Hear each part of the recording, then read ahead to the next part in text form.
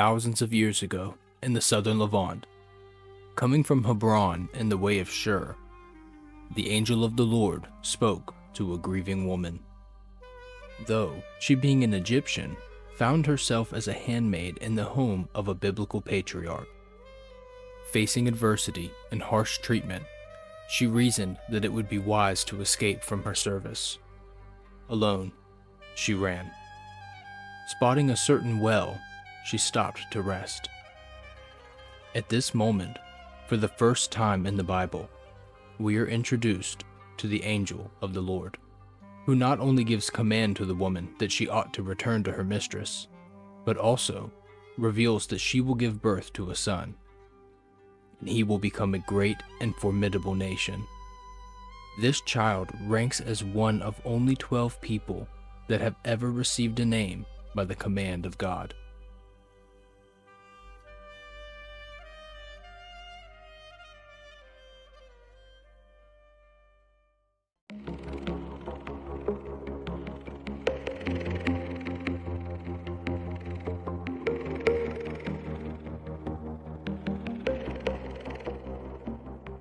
We are back, baby.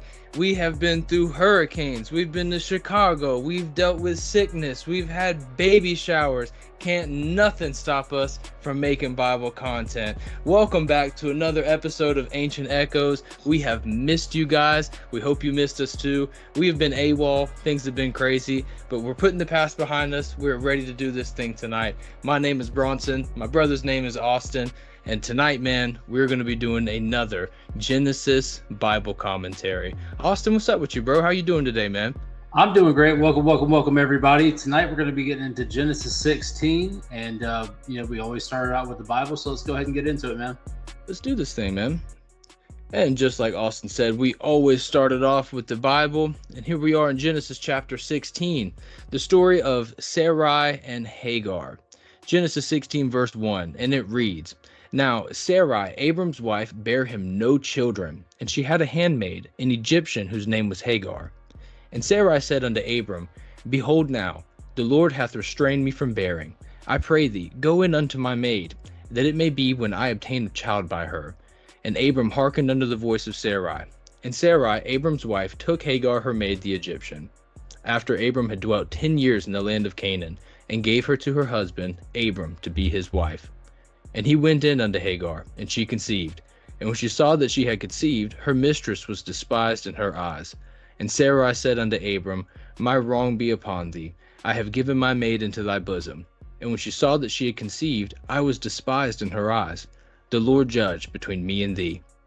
But Abram said unto Sarai, Behold, thy maid is in thy hand. Do to her as it pleaseth you. And when Sarai dealt hardly with her, she fled from her face.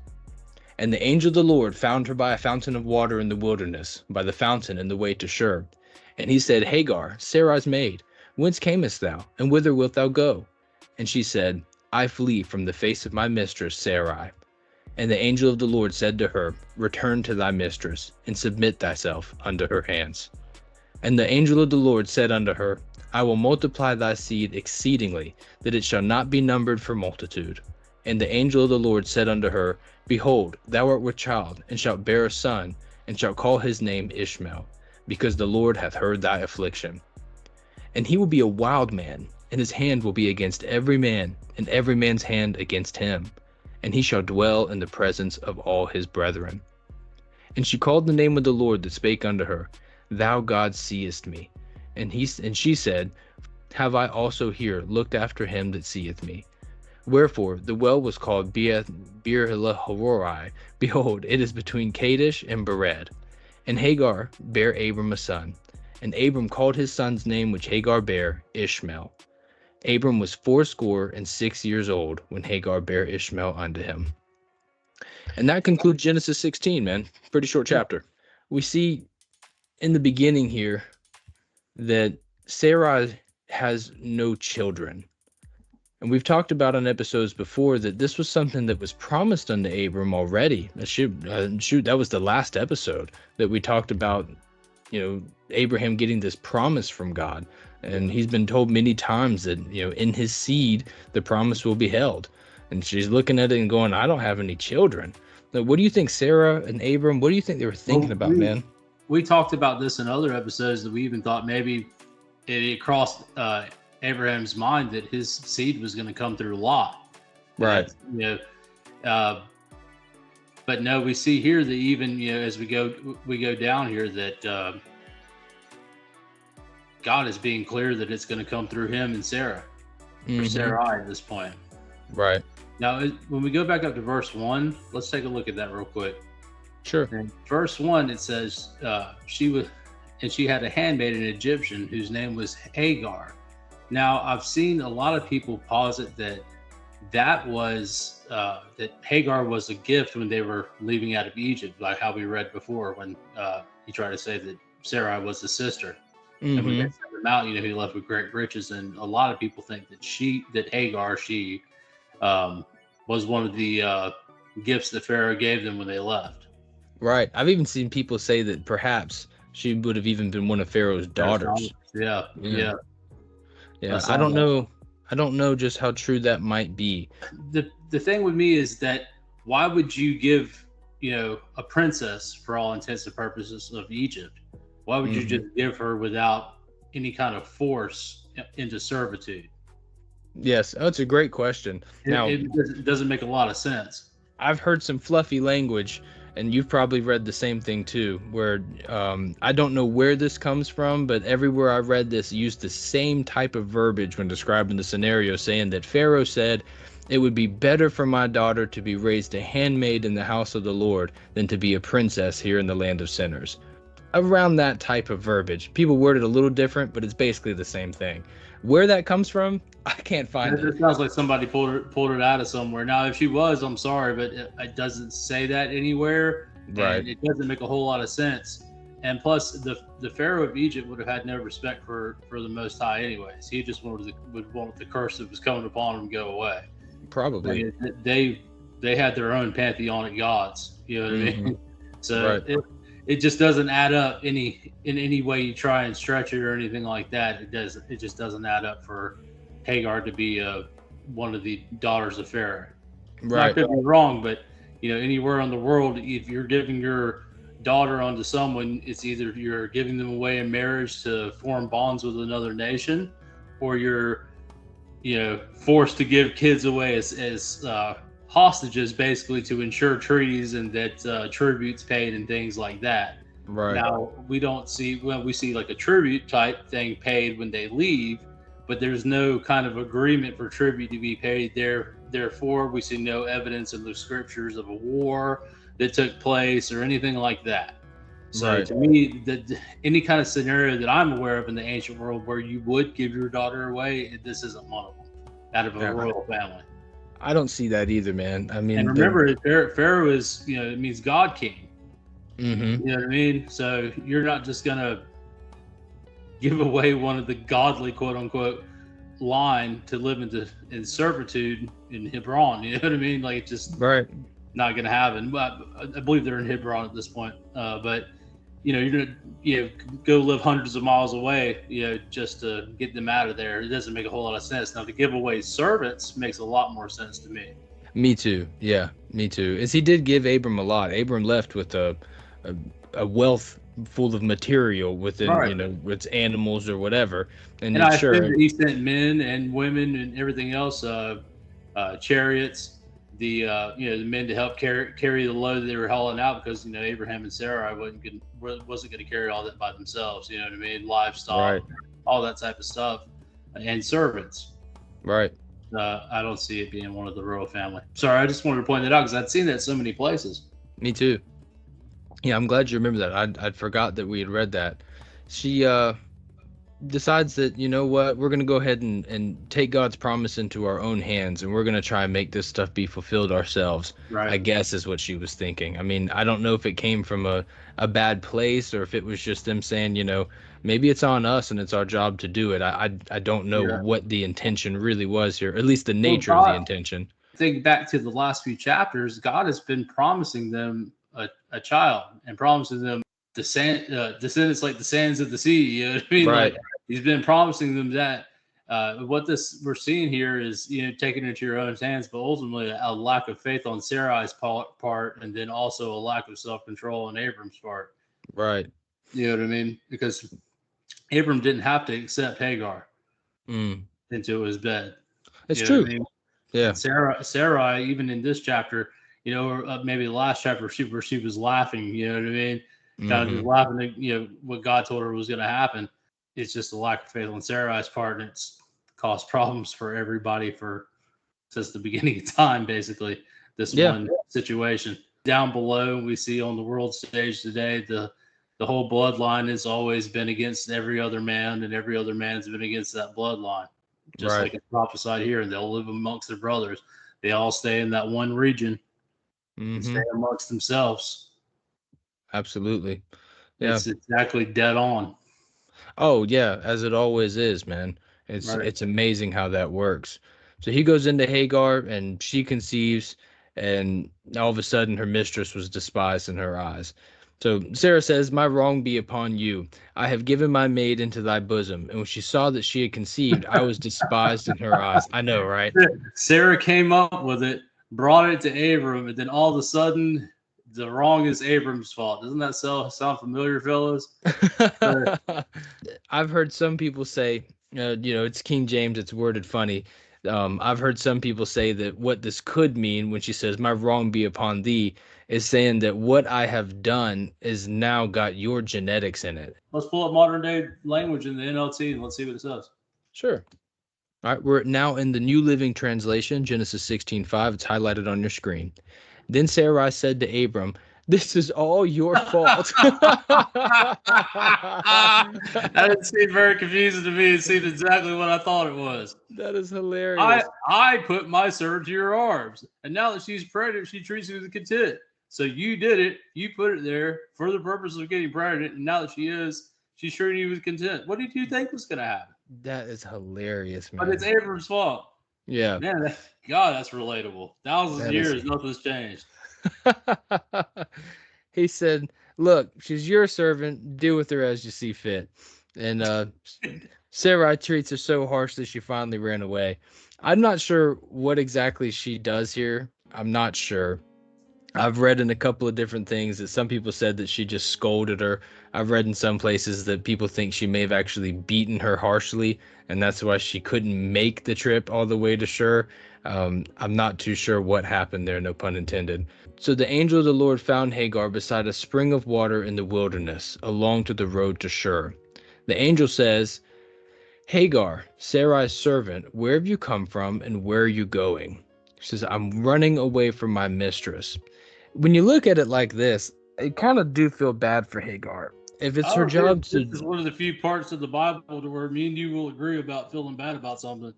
Oh, man. Maybe not few, but a lot of times you're more empathetic than I am. Like our Solomon video and all that type of stuff. But this is one of the points where I just feel horrible because she's a servant. Her boss lady has told her to do something. She does it, and when she does it and gets the intended result, then she's treated so harshly. Right. And then thrown, later in the chapter, thrown out of the camp. This is one of the parts of the Bible that's always bothered me, that they threw her out and treated her so bad. And it shows also the mercy of God that he takes care of them.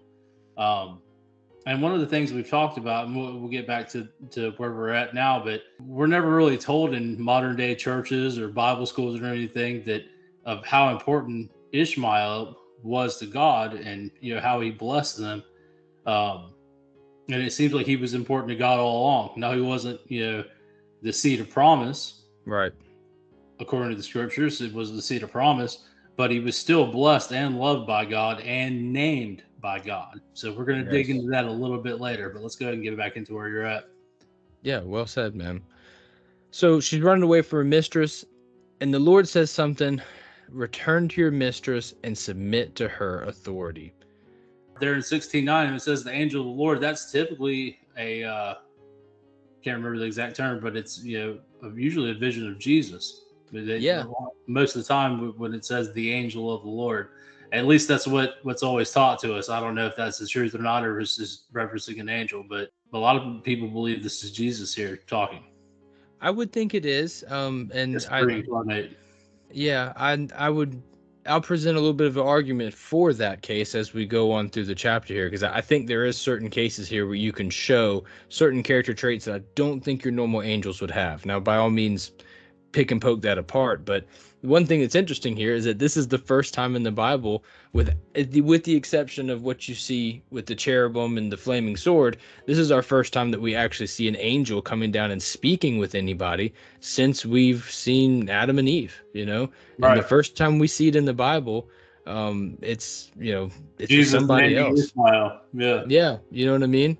You know, it's very interesting, very, Yeah. very interesting. Abram has obviously had his encounters with the word of the Lord. You know what I'm saying? He's heard the word of the Lord many times, Which but is also a lot of people say would be Jesus. the logos, yeah. Yeah. And here we are seeing an actual um, image, I guess is a good way to say it. An actual, I hate to use this type of a conjuring, if you will, an actual being that's in front of her. And correct me if I'm wrong, anybody out there, please hit me up in the comments. But I don't think that we've seen this type of language anywhere in the Bible before this moment. And it's not here to name Isaac or Jacob or Joseph. It's here to name Ishmael, which is Yeah. interesting. Very Very interesting. interesting. I think that Yeah. Ishmael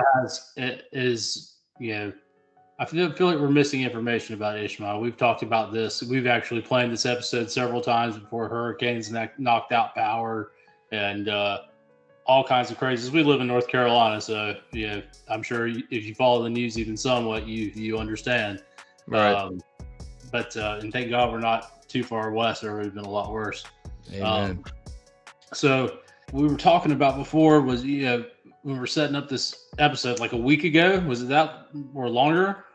Honestly, man, at this point, I couldn't tell you. I do not remember. It's just been crazy, guys. But we're talking about, we feel like there's stuff missing on Ishmael. Now we know that Islam has their own, backstories, and I'm sure that I know there is within rabbinic Judaism.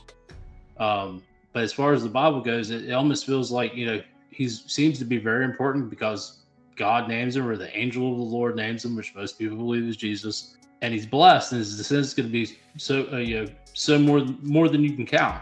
Right. So, but he also has this character trait that he'll be like a wild man, like a untamed wild donkey, and he will want to fight with everyone. He raises his fist against everyone, and everyone will be against him. Yes, he will live in open hostility against all his relatives. So he's blessed, but he's also aggressive and hostile. It's amazing, to be honest with you, how that prophecy has held up consistently throughout the generations. I mean, centuries, that this has been the case. And I hate to even say things like that, because I'm not one to cast or to put people into a type. Is it every single descendant of Ishmael going to be like that? No, but as a collective, they've warred against each other. They've warred against individuals and other countries. If you wanted to even move through their country through certain times to visit Mecca, they would tax you for it. You know what I mean? I can't remember the exact term, but if you're living within a Islamic controlled region and you're not Islamic, you are paying a tax. I can't remember what the term is now. Back in the 9/11 days, I could have told you right off the top of my head, but you would have to pay a tax. Yeah. Tax. Now, granted, if you were living in an Islamic country, if you were living in one that was friendly towards Christians, like say Assyria, I think the United States has overthrown all the ones that were friendly to Christians except for Syria. So if you're living in Syria now, sorry for all you guys in Iraq, all a million of you that we killed for no reason. So if you're living in Syria, you know what I mean? You may have to pay that tax, but Islam, just like in Christianity, forbids usury. So to tell you the truth, you probably would be paying way less taxes to Islam than you would to our government or any of the other governments in the West. Absolutely. So you would have to pay the religious tax for not converting if you lived in a place that was friendly to Christians. Now, there is sects that will behead you for it. But, a place like Syria, there's lots of Christians, the ones we haven't quite got to bombing yet. So, which, seems to be what we do best is steal, launder money, kill Christians. It seems to be what the U.S. government's the best at. Anyway, let's go ahead and get It's a onto it. skill. It's It's a a skill, yeah, yeah. Yeah, it is. This son of yours would be a wild man, untamed as a wild donkey. All right, this was where I just knew I had something here. And we'll go ahead and open up the tools real quick. I know we've been on the same screen for a hot minute here. Right here, this word. I looked all over the Bible for this H6501 pere. And I just knew if I would search for this term, I would find something to give me an insight on Ishmael. Surely, within all these books, Isaiah, Psalms, Jeremiah, Hosea, these books use so much, some people call it flowery poetry. I would call it allegorical or symbolic metaphors and prophetic terminology. I think it sounds better and it's more of an honest definition. But I looked all through these books here to find them. And we'll just click on a random one just for fun. 14:6. And the wild asses did stand in the high places. They snuffed up the wind like dragons. Their eyes did fail because there was no grass. It's always just about donkeys, man. And so Yeah, I looked even we're further. just looking at alliteration basically, or That's it. it's a metaphor. It's just a metaphor. Yeah, It's just a metaphor. it'd be There's nice if we nothing could to find it. like some ancient coat of arms that had a donkey on it that looked crazy. You know what I mean? But It'd be nice. it's just It'd be nice if we could find anything at comparison. this Yeah, point. But there's nothing there. That's what bothered me so much about doing this episode. And we had plenty of time to look into it. And I checked every verse in the Bible that uses this word. And I even went further. I was like, okay, well, where are there wild donkeys in the world? Well, guess what? Right there in the Middle East is where you have donkeys. And for some reason, Arkansas, United States. Don't know why, but they're there. So if you guys have anything on this, if you found anything where you can find Ishmael in the book somewhere, his sons are used, but we're going to save that for another episode for another day. But you can find a couple of things on the sons, but when it comes to the son of Abraham, Ishmael, there's just it's like it's just been erased, man. I think the Bible is perfect. I don't think there's what we know is missing, we know is missing. Everybody knows we don't have the full gospel of Matthew. Everybody's aware of those type of things. But from what we got, it's fantastic, man. And I just wonder, where is Ishmael throughout the rest of this book? But that's enough for me ranting on about that. Therefore, Hagar used another name to refer to the Lord who had spoken to her. She said, "You are the God that sees me." Now, this is where I have my little argument that this angel is the Lord. First of all, I understand this could be an angel, whatever, but he tells her that you are pregnant. She may have already known that, but he says you'll have a son. Nobody could know that unless God told them or unless you're God, in which you would know at the time. He gives him a name, which means God hears, which is cool and all. But then down here, God that sees me. yep, you are the God who sees me.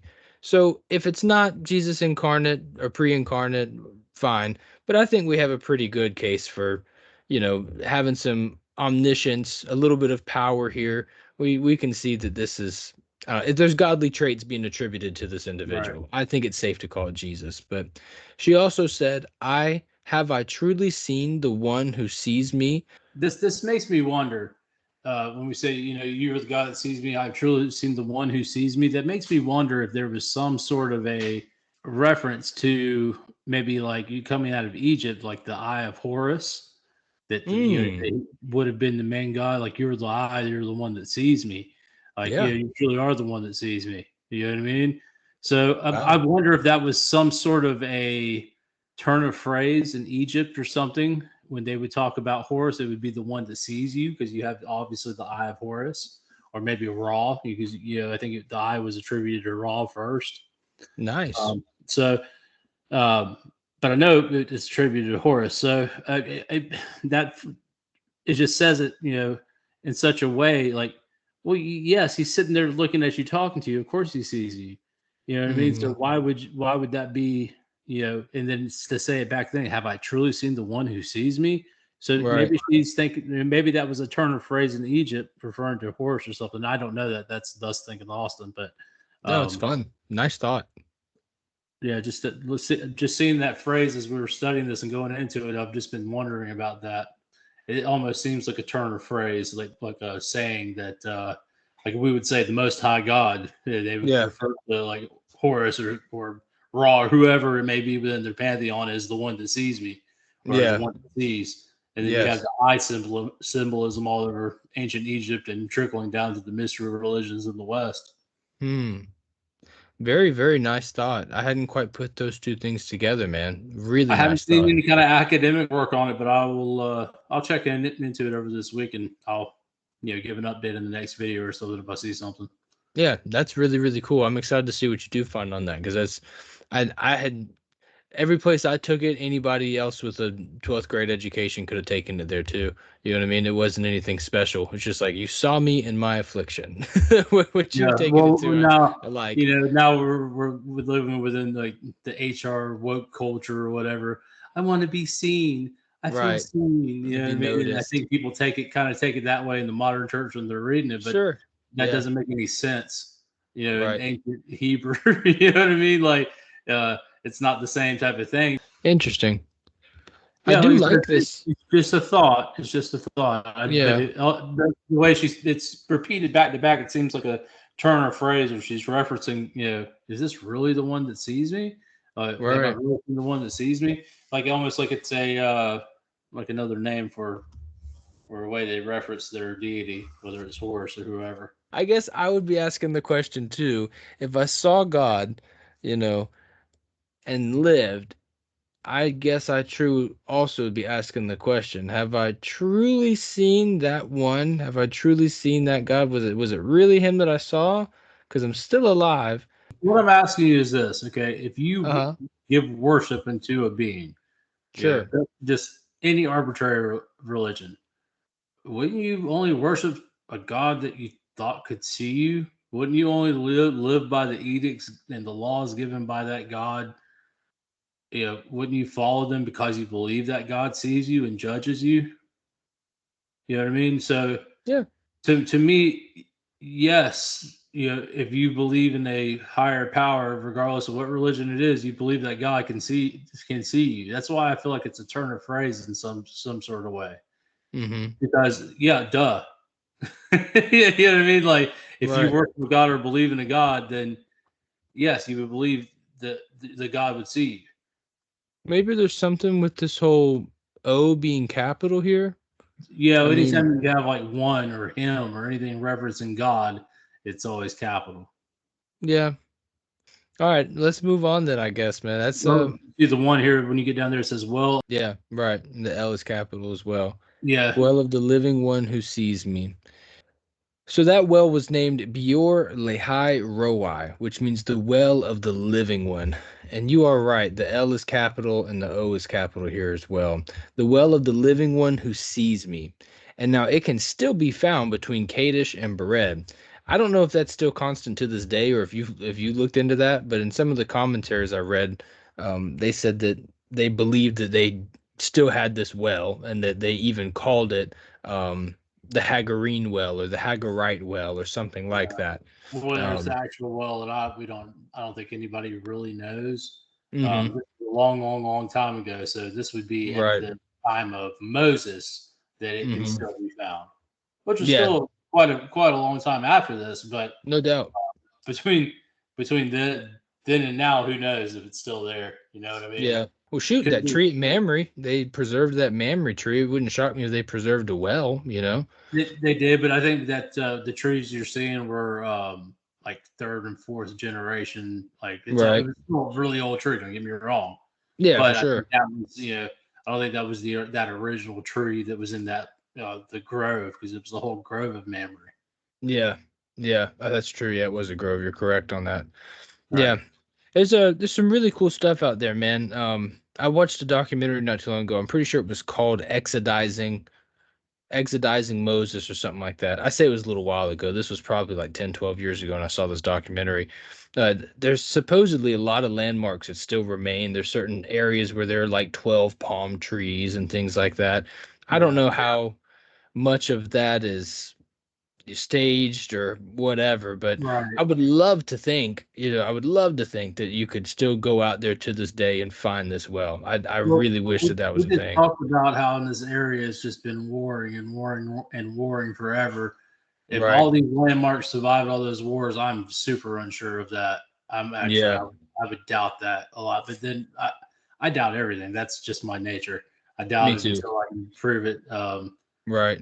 Or or I have faith in the word, but that's about the only thing that I put faith in. You know what I mean? Right. Faith in Exactly. God, faith in the word, but everything else, who knows, man? And that whole area has been war torn since the beginning of time.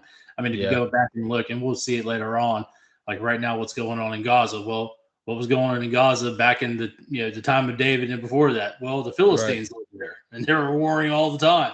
You know what I mean? Right. So it's nothing new under the sun, my friend. So if Yeah. those things could, if there were monuments and everything that survived, that'd be awesome. But I wouldn't put a whole lot of stock into that because the whole area has been war torn for millennia. Right. Right. Well, shoot. I mean, they've had storms and all sorts of stuff. Connor sent me something just the other day about how the Sahara Desert flooded and all that. There's been all sorts of things that have gone through that area that who knows, man. It'd be nice. It'd be a good testament to the Lord. You know what I'm saying? That He would preserve some of these sites to. Also, think about the Ottoman Empire and think about Muhammad and all the the wars with them and everything. If there was something that would have had any kind of representation to Israel, they would have burnt it. More than likely, yeah, yeah, Yeah, more than likely. If they found it, they not the probably trees, disposed of it. not the trees. Not the trees. No, seriously, Muhammad was a big fan of foliage. He would always tell his people not to hurt Is that right? hurt the trees or the bushes or the plants or anything like that. Yeah. Wow. hmm Look at me going on a random rabbit hole that makes all too much sense when I don't think about it too hard. You remember that section where hurt not the trees or the grass until, this section of Revelation? I'm sure that's no relation there, but your brain, as a Christian, when we do read that one section, it always makes me think of that because that is something Muhammad said to do, is not to hurt all that yeah, stuff. Yeah. right. Yeah. As a Christian, man, I'm sure all of our viewing audience is the same thing. Whenever you hear anything like that, the other day I was outside and I heard the strangest noise and I just couldn't help. I just looked up to the sky. It's like, it's just the Christians, man. We're always waiting for that strange noise to come out the sky. It's whatever. So Hagar gave Abram a son, and Abram named him Ishmael. Abraham was 86 years old when Ishmael was born. Ishmael, let's go ahead and look at what his name means real quick if you want to. Let's just see. God hears, right? That sounds right to me. Ishmael, God will hear. Yeah. Yeah, man. From what I understand, he became one heck of an archer, and so did his children. They're just excellent with the bow, something that they learned how to do and pass it down to their generations or to their descendants. It's so cool. So, Well, dude, hey, let's get into something. Go ahead. I'm sorry. no, you're cool. I was going the same direction you are, man. Take it away. Well, I was gonna say, I teased a little bit earlier in the video, but let's go ahead and have some fun and let's take a look at all the people that God, or the angel of the Lord, which would be Jesus, God, has personally named. And I think this Yeah. is very interesting that Ishmael falls into this category because we don't really hear a whole lot about Ishmael. You Yeah. hear about Ishmaelites and all that type of thing. And according to Islam, he would be the seed of promise coming from Abraham, and then his descendants, the Arabs. But there is something very, very important here. Mm-hmm. If God names you, it's probably important. You know what I mean? If He gives you a name, you know what I mean? It only happens, I believe. Some people say 6, some people say 12. I think it's what, 12 of them. Yeah, I would call it 12. 12 is safe. I mean, if you want to say it's 6 where God actually like comes down and says this is Right. your new name, and we can kind of talk about that as we go. Adam, obviously, let's go. Abram, he gets his name changed to Abraham. Right. Sarai gets her name changed to Sarah, and these are things that God does in person, right? Genesis 17 when he comes in as the stranger. Isaac, who comes down. So we see this, and God said, Sarah, thy wife, shall bear thee a son indeed, and you will call his name Isaac. I will establish my covenant with him, an everlasting covenant. Ishmael, we see done in Genesis 16, the chapter we have tonight, where the angel of the Lord says, Behold, you are with child, and his name will be called Ishmael, because the Lord has heard your affliction. Israel, which is, Jacob, He was originally called Jacob, son of Isaac. He says, "Thy name shall be no more called Jacob, but Israel. For as a prince hast thou power with God and with men, and hast prevailed." Mahar Shalel Hashbaz. This is one of the most prolific prophets in Scripture. Great Isaiah. talk, man. Thank you, thank you. That's comes from hearing the audio Bible 10,000 times. Is Isaiah had a son who was named by God, a name that was also part of a prophecy. So when Isaiah's wife bore a son, the Lord said, "Call his name Maharshalal-Hashbaz, for before the child shall have knowledge to cry, my father and my mother, the riches of Damascus and the spoil of Samaria shall be taken away." So his name actually has a little bit of prophetic meaning there, as most of these names seem to. That's a heck of a name to walk around for the rest of your life. Yeah, right. So go back up a little bit. I got it zoomed in so I can read it with you. Yeah. So what does your name mean? The Lord said to be called call his name. Yeah, just go through the whole thing. The size of that name tag at like an AA meeting is hilarious. Right. Yeah. Number 8, Jezreel. This is Hosea. He had multiple children who were given meaningful names by the Lord. If I'm not mistaken, Jezreel, Lo-Ruhamah, and Lo-Ammi all come from a harlot who he was told to be taken as a wife. He says, "Call him Jezreel, for yet a little while, and I will avenge the blood of Jezreel upon the house of Jehu, and will cause to cease the kingdom in the house of Israel." Lo-Ruhamah, God said unto him, "Call her name Lo-Ruhamah, for I will no more have mercy upon the house of Israel." So these things had some type of prophetic meaning here, of course. Lo-Ammi is the same thing. God said, "Call his name Lo-Ammi, for ye are not my people, and I will not be your God." Lo-Ammi means not my people. 11 is John the Baptist. The angel said unto him, "Fear not, Zacharias, for thy prayer is heard, and thy wife Elizabeth shall bear thee a son, and you will call his name John." Now, this is interesting here. I've never read this and assumed that this angel was the angel of the Lord or God himself. I don't believe it is. I believe this is the Gabriel, if I'm not mistaken. I would attribute it. Yeah, I'm with you on that. I'd attribute that to Gabriel as well. But I don't think Gabriel's calling shots, of course. I'm sure this is right here with Jesus. Jesus is a Gabriel as well. Yeah, that's true. He's a messenger. He's following his orders, man. Yeah. He's not calling the shots, but he's certainly delivering the message. So yeah, there's 12 people that we see right there, and for some reason Ishmael, he is on this list, isn't he? Yeah, Ishmael. Let's laugh a little bit. Let's go down. This is from the Latter-day Saints living site. All right, let's laugh a little bit. Bonus. Guess who else got in? Joseph Smith. Yeah, this man literally added chapters into Genesis just to insert himself in there. Isn't that fantastic? It's crazy, bro. Go up a little bit. Yeah, that's where he wrote himself in. "And the seer will I bless, and they that seek to destroy him shall be confounded. For this promise I give unto you, for I will remember you from generation to generation. And his name shall be called Joseph, and it shall be after the name of his father. He shall be like unto you, for the thing which the Lord shall bring forth by his hand shall bring by." That's crazy. I read right past that. I thought that was talking about like Joseph from No. Yeah. But yeah, no, that's the one he wrote in himself. That's crazy. This dude wrote himself into Genesis. Isn't that nice? Yeah, I feel really. I know I shouldn't say it. I know I shouldn't have empathy on that type of stuff. I got to work on that, bro. But like, dude, you are not supposed to add or take away there too. I don't even want to know what that curse is like, bro. I'm gonna write myself in the book. I'm gonna be Samson's little brother, Samsonite, and I'm gonna use my strength to carry suitcases. Like, get out of here. Come on, dude. Sorry, we got a good chuckle about that. We're putting together this video. We even talked about not even using this at all, but it's a good list until you get down to the Latter-day Saints part. Yeah, man. Dude, the weight of that curse is hefty, bro. I can't imagine. You want to break it up a little bit, knock out this clip real quick? We'll take a look at a map afterwards. Yeah, let's go do it, bro. If you think the Bible is dry but love a juicy story, then Genesis 16 is your next read. Genesis 16 is packed with drama and tension. Abram and Sarai are struggling to have a child.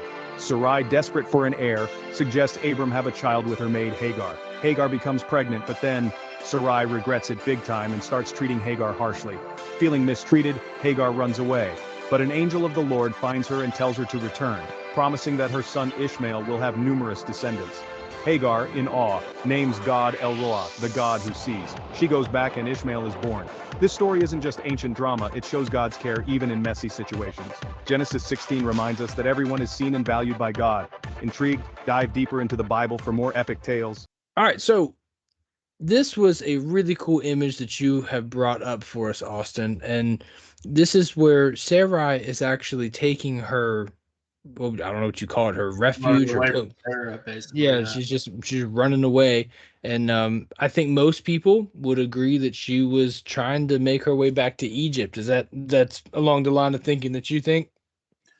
Yeah, there is actually that path there that leads through basically leads to the Sinai Peninsula. What was it called one more time?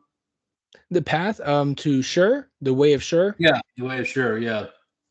Now, Right. that may connect there, and then you go across there because this is all desert and wilderness. You know, you see wilderness of Quran right there. Um, yeah, wilderness of sure. So she very well may have been going back to Egypt, but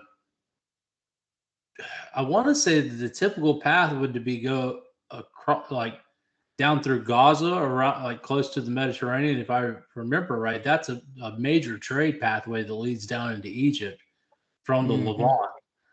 Yeah. So it's kind of a curious way to go. I wonder if she was just in distress and was just like, "I'm out." I'm running. Yeah. Yeah, yeah, and then just left out right there. But I don't know, man. I'm still kind of stuck on the importance of Ishmael. Absolutely, man. Yeah, What you is can't let that go. Yeah, right. I'm still kind of stuck on that. But as we see here, can we zoom in a little bit? Yeah, right there in Hebron. So she would leave there. This is see it says the flight number 1 in Genesis 16. Well, she goes through the same direction both times. You know, it is a curious path. 'Cause to me, you would be going this way, right? Over here. Yeah, well, That do you see right where it says Beersheba up there at the top left? uh-huh. All right, right there where Bronze's cursor is. If I remember right there, there was a trading route that ran right next to the Mediterranean Sea, Mm-hmm. to the far west and down through the Sinai Peninsula and into Egypt. Um, so I'm not sure why she keeps coming down here. Very interesting. She goes that way twice. I don't know if perhaps maybe something was happening, perhaps some type of conflict or famine or some reason. I mean, I guess if I was a woman traveling by myself, maybe I would take the path less traveled too. I And mean, she runs right back to that twice. Yeah. yeah, man. There's a reason for that. I'm just not picking up what it is. Maybe she knew there was water there, and instead of going down this way, maybe she just knew there was a place that she could kick it for a minute, perhaps maybe even some shade or something. Typically, if you're gonna find water, there's gonna be something living there, a tree. And if I'm not mistaken, she casts Ishmael under a tree and to let him, where she thinks he's gonna die or whatever. So perhaps this is just a place where she can rest for a minute on her journey and pack up and do what she's got to do before she gets ready to go. Yeah. um I don't know. I mean, sometimes you take an odd connecting flight. You're headed west from Carolina, and yet for some reason your first stop is in like New York or whatever, and you're like, that's north, that's not west. But it happens. I can't help but to think there's some type of reasoning behind it since she did it twice. I'd like to know what you guys think in the comments, man. If you guys have any opinions and theories on that, that'd be really cool to hear. It's there's got to be something cool there, man. If we knew the answer, I bet you it would be like one of those mind-blowing things like, "Oh wow, that's pretty neat." Well, we'll explore it more in the coming chapters because we're not done with this story yet. Yeah, not even close. Flight 2 is in chapter 21, so Right. we're still doing the Abraham saga, and it's going to last for a long time. Mm-hmm. But what a cool chapter, man, to be honest with you. I mean, one of the greatest things I can think of that we found is, again, the whole Ishmael thing is just hard to ignore, bro. Once you look at it and you realize that God named him, and that's just not something that you see happens too often. It happens, but not often, They're either a great importance of that person or an important reason that they're being named that for a prophecy, or with both of Hosea's kids. Right. There's something there that I feel like we're missing. Just to be honest with you, I think there's an importance to Ishmael, and there's an importance to his line that maybe we don't see right at first. Yeah. I don't know if it's something that we're just overlooking. Perhaps something has been hidden. My thought would be maybe, and I've heard this theory going back to our four horsemen of the apocalypse video. A lot of people say that the pale horse is a green horse that it represents Islam. I've heard that several times, so maybe that could be the reasoning for having them, in God's plan would be to fulfill that pale horse prophecy. I'm just thinking there's just something there that's not quite clicking for me, but he's obviously of importance, and his line is of importance. Yeah. God named him. He's told his descendants are going to be countless. God doesn't do anything without a reason, but it's the concrete reason, the smoking gun evidence of what it could be is escaping me. I mentioned the four horsemen because I'm spitballing here, but that's the only thing I could really think of for maybe a end times fulfillment. There would be a tool used for that. But I really feel like there's something there that an importance for Ishmael and his descendants that's escaping us in our modern day. I agree.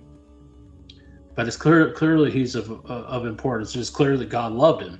Yeah, absolutely. Him and his descendants are given that wild donkey, thing. But why would there be a blessing upon them? They would have so many descendants. Why would God name him?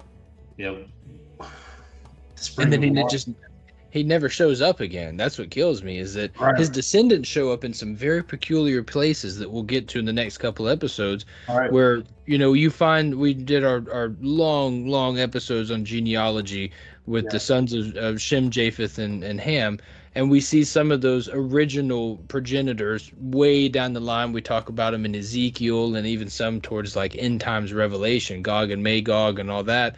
And Ishmael's descendants start showing up around there. The issue is that Ishmael has 12 descendants, and not all of them show up anymore.